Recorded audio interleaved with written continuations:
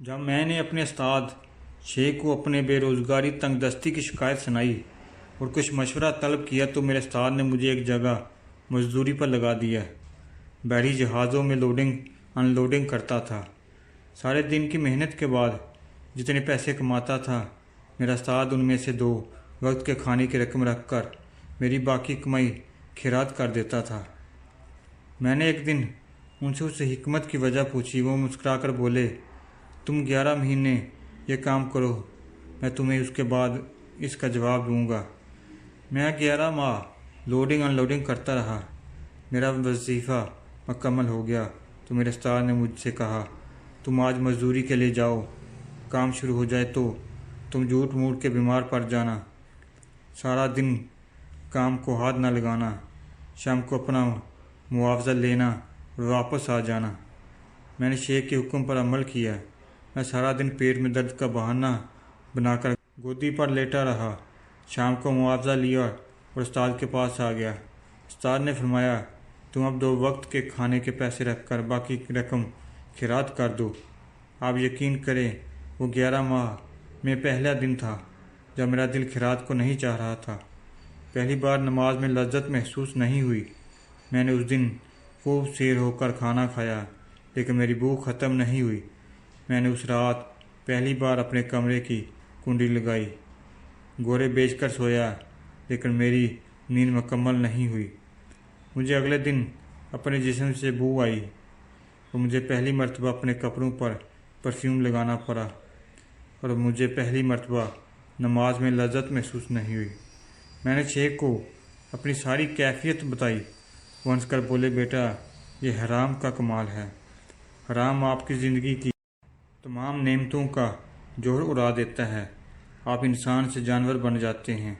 میرے استاد نے بتایا، جلال الدین، حرام ہمیشہ آپ کی بھوک بڑھا دیتا ہے، یہ آپ کی نیند میں اضافہ کرتا ہے، یہ آپ کے جسم میں بھوک پیدا کرتا ہے، یہ آپ کا دل تنگ کر دیتا ہے، یہ آپ کی سوچ کو چھوٹا کر دیتا ہے، یہ آپ کی نیند کو پھیلا دیتا ہے اور یہ آپ کی روح سے سکون کھینچ لیتا ہے۔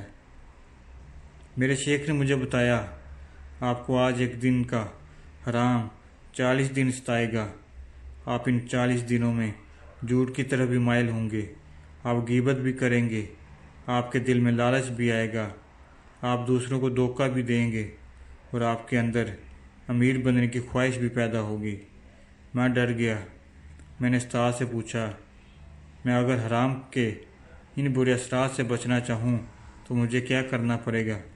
وہ بولے، روزہ رکھو اور خاموشی اختیار کرو۔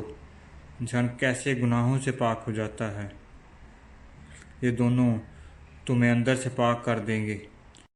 انہوں نے سر ہلایا اور بولے، میں نے 40 سال کی ریاضت کے بعد جو سیکھا وہ میں تمہیں بتا دیتا ہوں۔